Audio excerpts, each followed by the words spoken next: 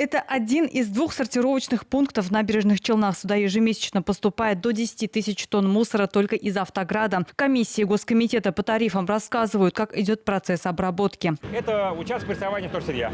Мусор там весь прессуется и складируется здесь для удобства. Большие фуры спокойно здесь подъезжают, все грузится.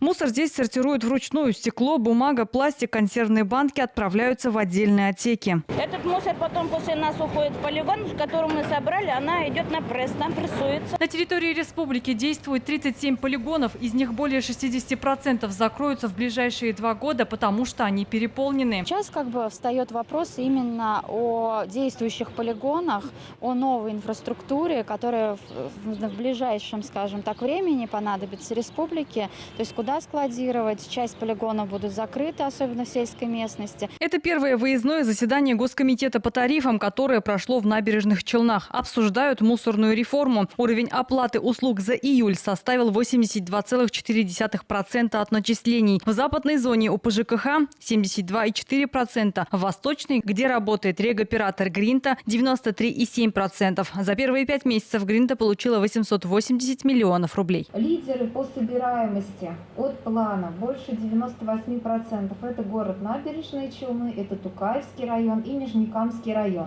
Также есть у нас и отстающие районы, это Аксубаевский, Черемшанский и Новошишминский район. В западной зоне меньше всего собираемость в Лаишево, Тюличах и Алькеево. По поручению регионального оператора в июне был сделан перерасчет, который коснулся почти 4500 лицевых счетов. Сделано до начисления с марта 2019 года. Сейчас жители пока разбираются с обстоятельствами этих перерасчетов.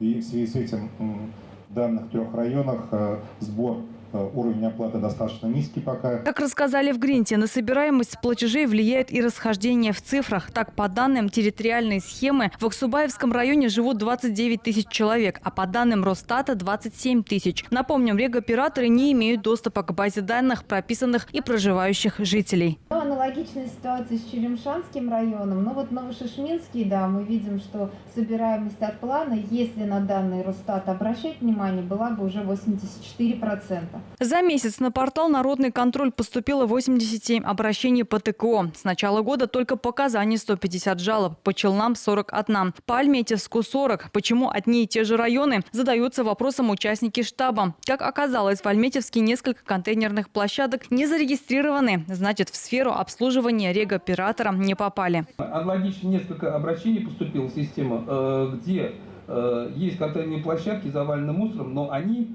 со слов регоператора, они не узаконены. Однако Альметьевск на связь со штабом не вышел, и было решено рассмотреть эту проблему отдельно. Отдельного внимания требует и вопрос строительства мусороперегрузочных станций. В Мамадыше уже есть. К концу года появится и в Актанышском, Агрызском и Нурлатском районах. Здесь же на штабе Александр Груничев вышел с новой инициативой, предложив рассмотреть введение отдельного тарифа на мешочный сбор мусора в сельских районах. Во-первых, считаем, что это будет стимулировать устраивать контейнерные площадки. Во-вторых, наверное, приведет к какой-то более понятной цифре для жителей сельских районов. Сейчас есть районы, где мусор собирают и вывозят в мешках. При этом в расчетках есть строка «Закупка контейнеров», которые в селах не нужны. Но здесь же выше транспортные расходы, говорят в Госкомитете. Гульнара Миниханова, Александр Лихачев, ТНВ, Набережные Челны. Закажи рекламу на ТНВ. Телефон в Казани 5 705 100.